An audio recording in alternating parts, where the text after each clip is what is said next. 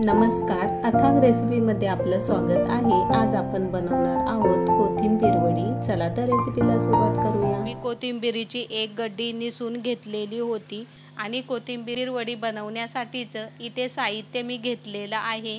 बेसन पीठ 1.5 कप, 1 चमचा पांढरे तीळ, पाव चमचा हळद, 4 ते 5 हिरव्या मिरच्या, 1 चमचा जिरा आणि 7 ते 8 लसूणच्या पाकळ्या। मिक्सरमध्ये जरासं जाडसरच वाटण बनवून घेतलेलं, तर ते आपण इथे यूज करणार आहोत। इथे मी अर्धा कप तांदळाचं पीठ घेतलेलं आहे, तर त्याचबरोबर आपण चवीपुरतं मीठ आणि थोडंसं ज्वारीचं पीठही वापरणार आहोत। बाउलमध्ये कोथिंबीर कापून घेतलेली आहे। आता त्यातच हे बनवलेलं वाटण टाकूया।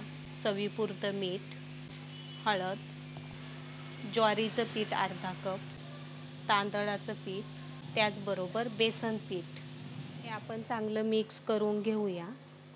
कोथिंबीरीची वडी बनवताना आपण पाण्याचा यूज करणार नाही, कारण कोथिंबीरमध्ये पाण्याचं प्रमाण असतं आणि मीठ टाकल्यामुळे पाणी अजून सुटतं। आता आपण हाताच्या साहाय्याने चांगला गोळा बनवून घेऊया। तर अशा प्रकारे छानपैकी गोळा करून घेतलेला आहे।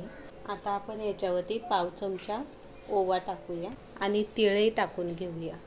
पुन्हा एकदा हे हाताच्या साहाय्याने मळून घेऊया। हाताला तेल लावून घेतलेलं आहे। आता छोटासा गोळा घेऊया आणि त्याची अशी गोल वळकुटी करूया। छोटी या प्रकारे त्याची अशी वळकुटी केलेली आहे। आपल्याला पाहिजे तशी बारीक मोठी करा। आता ही प्लेट आपण डाळ भाताच्या डब्यावरती ठेवून देणार आहोत। डाळ भाताच्या डब्यावरती ही प्लेट ठेवल्याच्या नंतर याच्या बरोबर 3 शिट्ट्या काढून घ्यायच्या। तर अशा प्रकारे आपल्या कोथिंबीरीच्या वड्या तयार झाल्या आहे। या पूर्ण थंड झाल्याच्या नंतरच आपण कट करायच्या। पूर्ण थंड झालेल्या वड्या आपण कट करून घेऊया।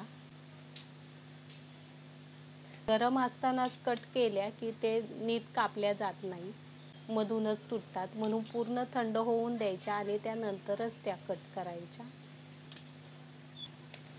तर आपल्या वड्या सर्व कापून झालेल्या आहेत। आता आपण एक पॅन घेतलेला आहे, त्यामध्ये तेल टाकून घेऊया।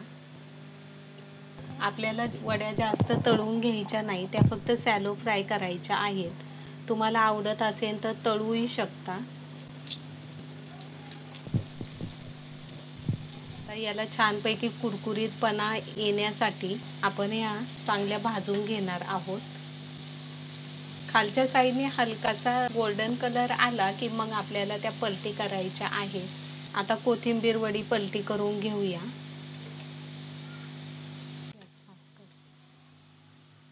तर अशा प्रकारे हलकासा गोल्डन कलर येईपर्यंत छानपैकी तळून घ्यायच्या आहे।